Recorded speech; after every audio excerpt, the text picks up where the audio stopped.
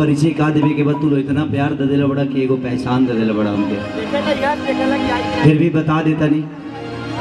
हम खेसारी लाल यादव, जिला छपरा सारण बिहार। जितना भी पब्लिक हमारा देवता रूपी श्रोता जे भी पूर्वांचल के लोग बा, जे भी यूपी बिहार के लोग बा, सबके गोड़ छू के गोड़ लगता है। भैंस पर चढ़े वाला आदमी फ्लाइट पर दिले सोचले ना हो जे कहियो चढ़ी। एगो हमार फिल्म रिलीज होके वाला बा 3 तारीख। कौन रिलीज होके वाला बतानी बताओ लोग। मेहंदी लगा के रखना, लेकिन तोहरा लोग इनके सामने आई लेना तो हम नंगा नाच नाची अपने लाइफ के। पहली बार हम एगो ऐसा फिल्म कैले बने जौना के शायद तोहरा के बताए हम फिल्म काहे करे। वो डायरेक्टर नहीं है, वो एक म्यूजिक बनाने वाले डायरेक्टर है, जो निरहुआ रिक्शा वाला, बहुत सारा ऐसा मूवी लोग देख ले हो हमारे नागिन, दिनेश भैया के करीब करीब सारा मूवी वहीं के करीले म्यूजिक, निरहुआ हिंदुस्तानी, जितना भी बा हिट हिट एक से काल म्यूजिक बनावे आदमी।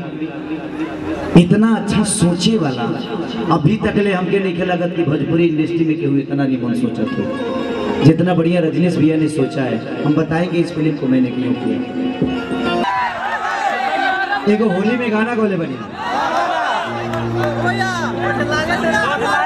कि डालता अबीर रंगवा फेंकता वे दौरी से, कि नया साया में छेदा करे देगा काटी ठोके हथौड़ी से।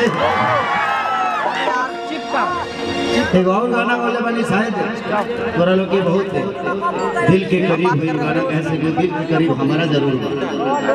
एगो गाना बोले रही कि तोहर संगे खिंचावल फोटो जहिया आई बारात तोर डोली में गोली मार दे, कि छोड़ी खेसारी के पावन संग चल जाइबू हो, नहीं रहे पता है तना बदल जाइबू हो, बाकी मुवलो के बाद तो के प्यार दे जहिया आई बारात तोरी डोली में गोली मार दे। अच्छा ये गाना कैसा लगता है?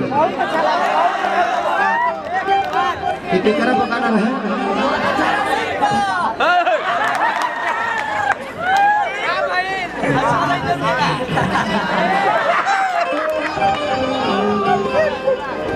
एक गौरी गाना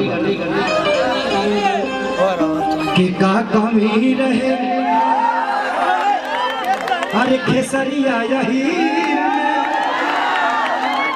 नहीं तकदीर में ये जाए, अरे दिल टूटे ना के कवनो होला ना आवाज हो, फिर कैसे सुनी जमाना कि हो जाइबू दोसर के तू कुछ दिन के बाद और दिल पगला रोही बंदीवाना, सीख ले हम भी सीख ले हम भी गम में हंसे के रदा, अब जिए के पड़ी अरे प्रीतिया